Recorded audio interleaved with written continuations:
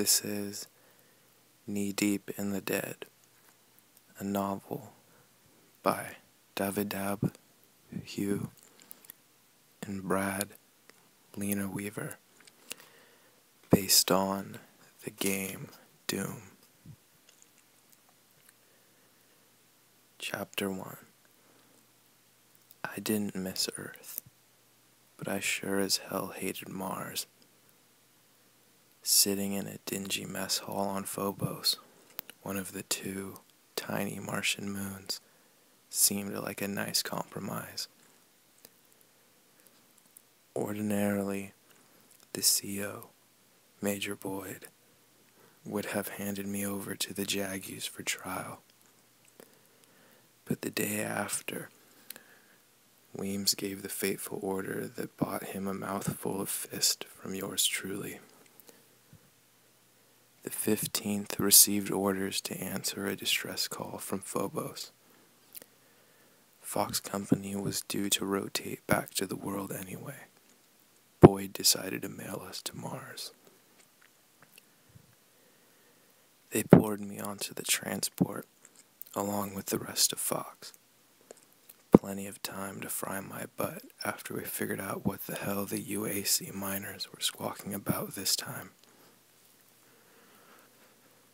The Corps, all glory to the Corps. I don't think you know what the Marine Corps truly means to me. It has a bit to do with my father. No, he was not a Marine. God, no. Maybe something to do with growing up in Orlando, Florida, and Los Angeles. Seeing first the ersatz Hollywood Boulevard of Universal Studios.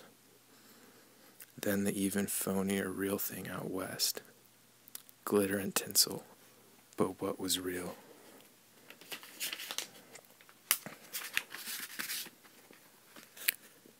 Everything in my life rang as hollow as the boulevard until I found my core in the Corps. Honor wasn't just something you did to credit cards. A lie wasn't called spin control, and spin was something you only put on a cue ball. Yeah, right. You think you know more about it than I. I know it was all BS. Even in the Corps. I know the service was riddled up and down with lying sacks of dung, like everything else. There is no cause so noble it will not attract fugheads. One is those sci-fi writers Arlene is always shoving at me. David Niven or something.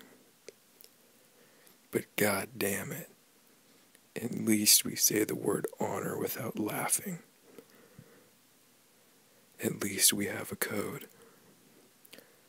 I will not lie, cheat, or steal, nor tolerate those among us who do.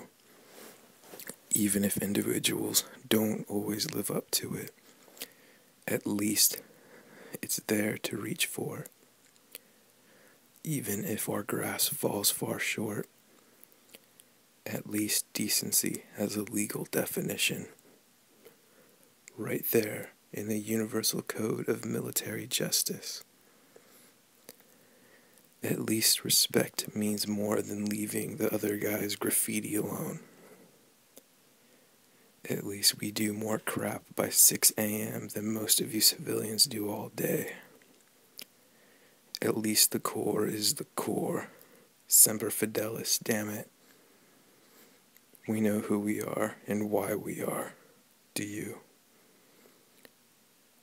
Arlene never saw it the way I did. Hell, no one did.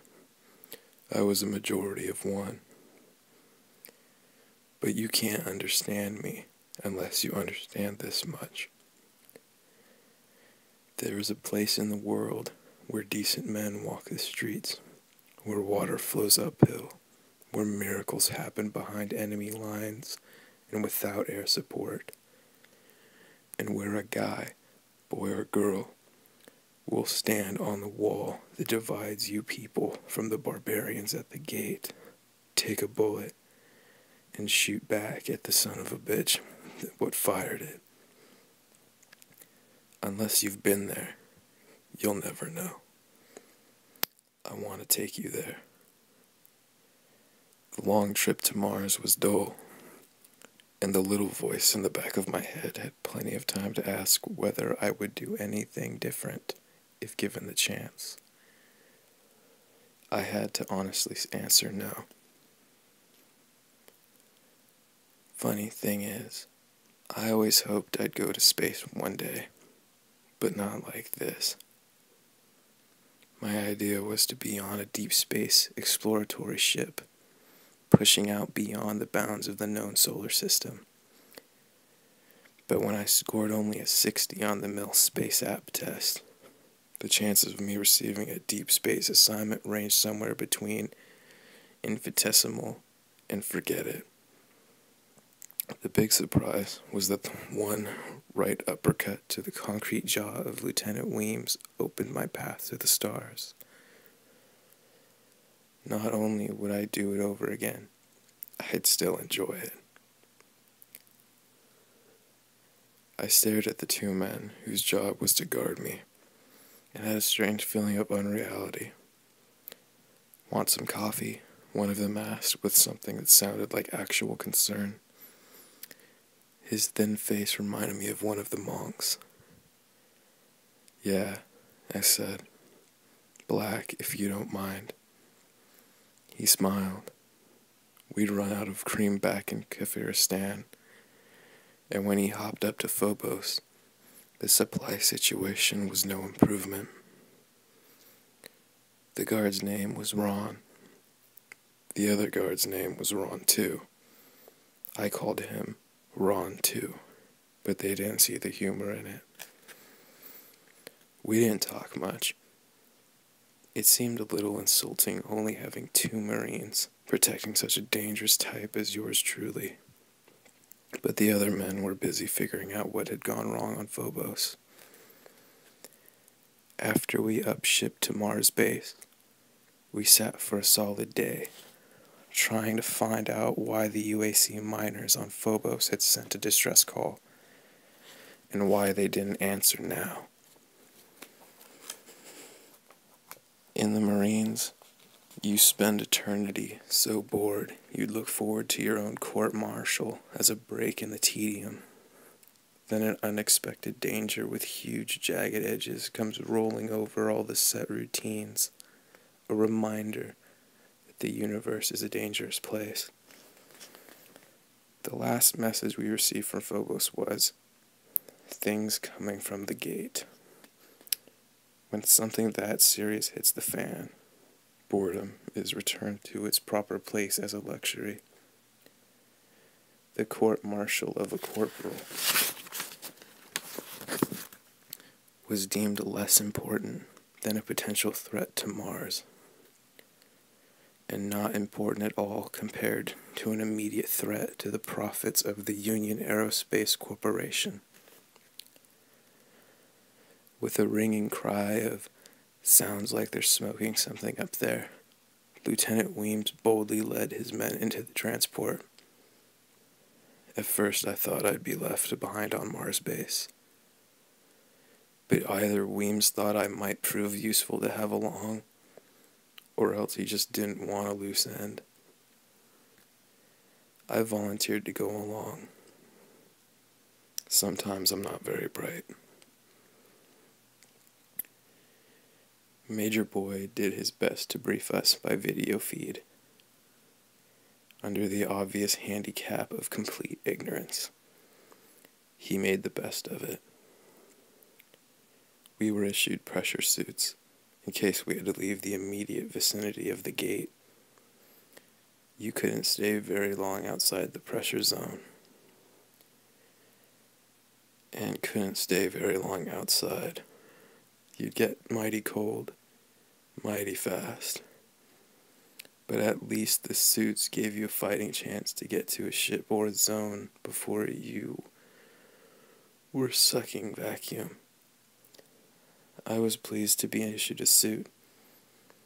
I was less pleased that Weems didn't issue me a weapon. While I contemplated the lethal uses of common household articles, PFC Ron 2 brought the promised cup of coffee. It tasted bad enough to be a strategic weapon of deference. The expression on the guard suggested that he might have sampled it before passing it on to me, but maybe he was just plain scared of the situation. I couldn't really blame him. A word about these gates on Phobos and Deimos, the two tiny moons of Mars. You've probably heard about the gates, even though officially it's a secret. They were here when we first landed on Mars. It was a hell of a shock, discovering that someone or something had beaten us by 1,000,000 years to our own closest neighbor.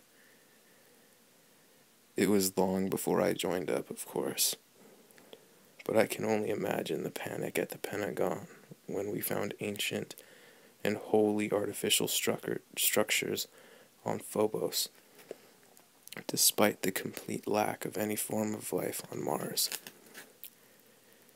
It was pretty clear they'd been placed there by some alien intelligence. But what? All my adult life, I'd heard speculation.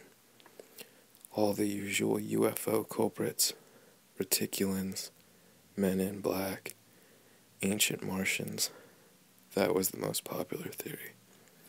Despite not working at all, there was no native life on Mars. But try to tell that to generations raised on Martian walkabout, rat gash of Mars, and Mars Arise. Me, I figured it was a race of alien anthropologists. They got here, said, not quite ready yet, and left a helipad in case they decided to return, which they might do tomorrow. Or 100,000 years from now. Who knows? Somebody decided to call them gates, even though they just sat there doing nothing for as long as we've known about them.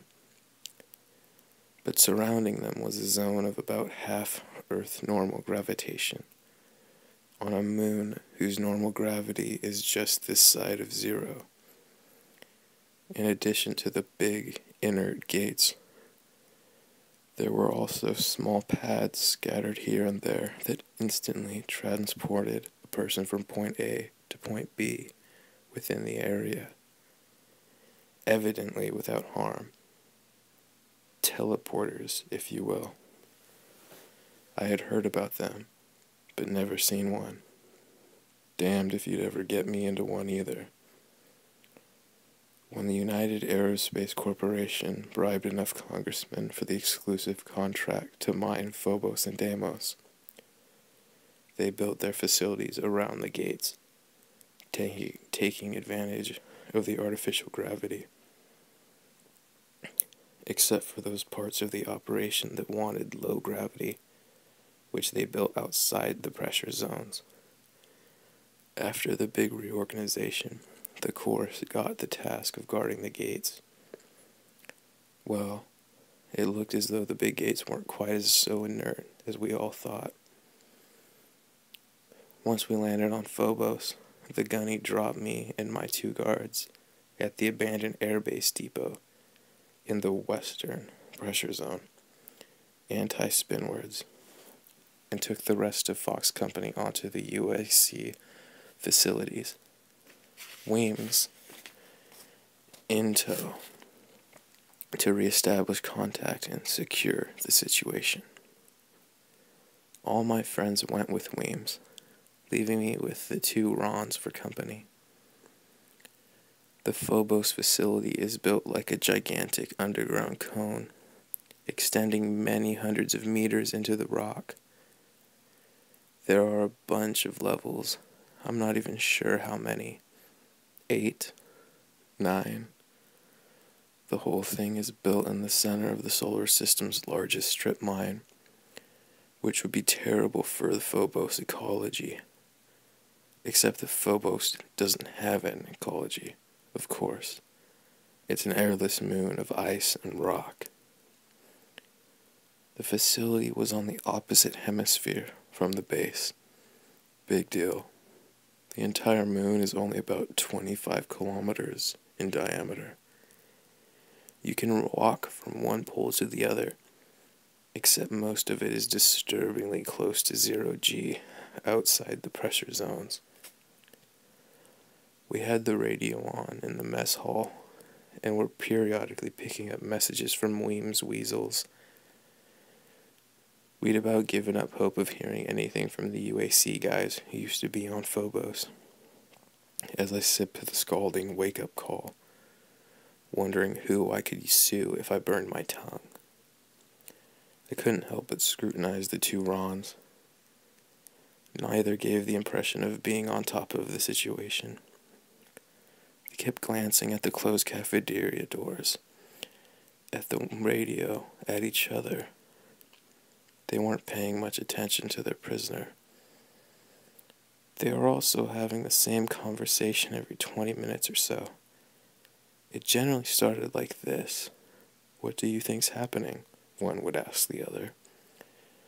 I was tired of listening to variations on "I don't know," so I volunteered a theory.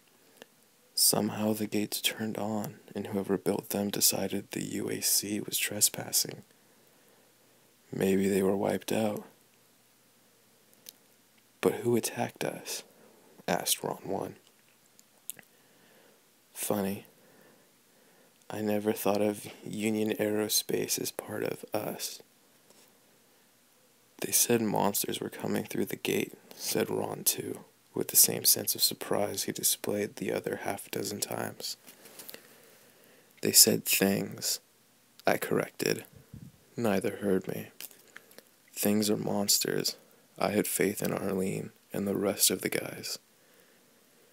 The guards didn't strike me as being overly interested in the subjects of high-order physics. They had reached firm conclusions in the realm of the biological sciences. They didn't believe in monsters. The truth is that neither did I. In one respect, I was as bad as the PFCs. There were questions that couldn't be answered, but they wouldn't stay out of my mind. Who was the enemy? How had they reached Phobos through the gateways? And most troubling of all, why hadn't Fox found any bodies yet? Major Boyd and even Colonel Brinkle, back on Earth, would want answers to these questions and a lot more. Suddenly, the radio spurted to life, grabbing our attention, an invisible hand reaching out to choke the breath from us. It was PFC Grayson out front on recon, reporting to Weems, who was elsewhere in the facility. The young Marine had found a corpse. Weems radioed back the obvious instructions. "ID impossible, sir," reported Grayson, his voice tense. "It's in too many pieces. I can positively say that it was a white male. It looks like... Jesus, sir. It looks like claw marks. And this body's been chewed. Wild beasts on airless Phobos?" Judging by the sickened expressions from Ron and Ron, it was all too evident that neither of these specimens had ever seen combat. I've seen my share, and all at once, the idea of living long enough to attend my own court-martial seemed very appealing. Even 5 years at Leavenworth looked good. The fact that I didn't have a gun crawled around deep inside my gut like a tapeworm. Right then, I decided to remedy the situation. The masticated body parts had been found in the processing plant.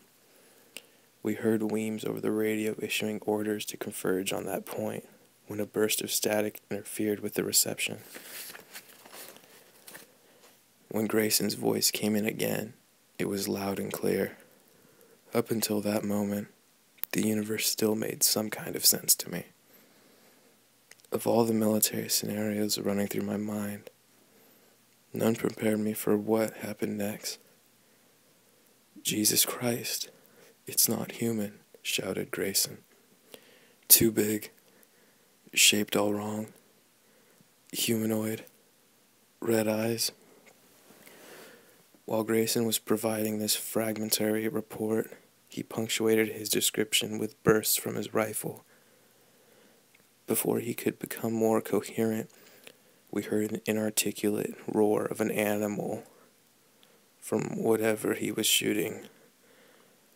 And then he shouted, "I can't put it down."